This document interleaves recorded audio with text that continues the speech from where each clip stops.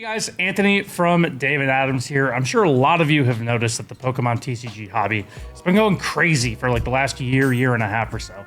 While there might be some signs of the hype slowing down a bit, prices of both sealed products and high-end singles have inflated to some insane prices. Take the price of Evolving Skies sealed boxes. When that set was released in 2021, you could have walked into your hobby shop and bought it for $130 per box. The price increased slightly, 2022 passed, and in 2023, it saw its first significant price hike, rising to $450. But it didn't stop there. In 2024, the price nearly doubled from 2023, hitting $800 per box. And now, a year later, boxes are a whopping $1,600. The same thing is true for the marquee single from Evolving Skies, Umbreon VMAX 215, aka Moonbreon. A PSA 10 Moonbreon in 2021 sold for $800, and now, in 2025, it has ballooned up to nearly $2,300. There are cases of this all over the hobby, not just with the more prestigious products and singles. In late 2023, Paldea Evolved Elite Trainer boxes, for example, were selling for just around $30. A product that now sells for nearly $100 just a year and a half later. These are some of the many instances of extreme price inflation over the last year and a half that you have probably experienced with your favorite. But what some people might be wondering is why? Well, there are a few reasons. For starters, this is not the first time this has happened with the Pokemon TCG hobby. Throughout its nearly 30-year history, there have always been periods of highs and lows. So what we're experiencing here in a vacuum isn't necessarily unique. Instead, the uniqueness here lies in how extreme and seemingly sudden this has all happened. As for reasons why it happened this time, the first instance is the release of the Surging Sparks expansion. Surging Sparks chase card was a Pikachu, and Pikachu is one of those Pokemon, along with Charizard, Umbreon, and others, that start to drive hype like crazy. Surging Sparks was the first set released in the Scarlet and Violet era to inflate box prices on release, as people were excited to chase the Pikachu EX Special Illustration Rare, or SIR. A flame started by Pikachu then had an accelerant with the next set release, Prismatic Evolutions. Prismatic Evolutions, a set featuring Eevee and all of its evolutions, was the real explosion. Prismatic quickly became scarce at stores all over, with people chasing those coveted SIRs that were printed in the set for all the evolutions. Better yet, the Legend of God packs, seemingly fate-touched packs that contain the SIRs of every single one of them all in one pack grew.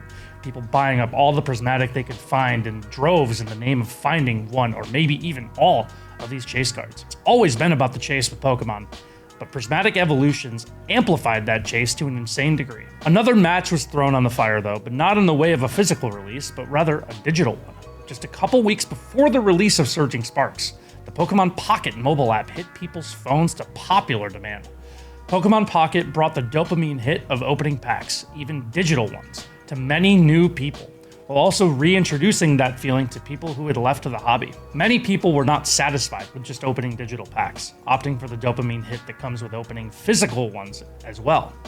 People flocked back to the physical card game in waves, right in time to correlate with two of the most hyped sets we've seen in years. This was a recipe for supply and demand issues, not only for those sets, but also for the future sets and even the older releases. Sets like 151, which were found with relative ease on release, became a conduit for those chasing the nostalgia of their childhoods. So we've effectively combined some of the most desired sets we've seen in Pokemon in years, with a whole new market of people wanting to collect. That led to an extreme supply and demand issue, which the Pokemon company was not prepared to handle. This leads to empty shelves at your local stores or inflated prices as others try to keep up with online sales, which also leads to many people taking up the avenue of becoming small resellers themselves. Now that's all in the past, but what about the future?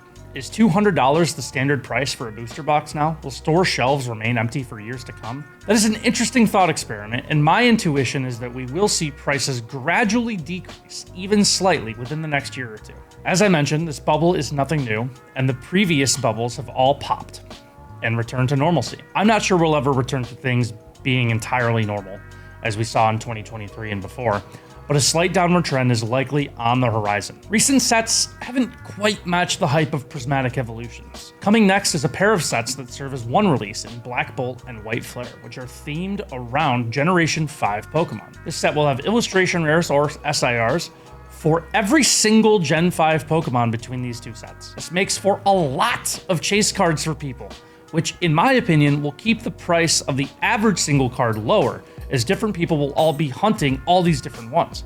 This will be a good set for people who like to fill their binder with cheap singles And if the demand for a group of specific singles isn't quite there, it could lead to lower sealed prices as well. Generation 5 is also not historically one that generates a ton of nostalgia hype either.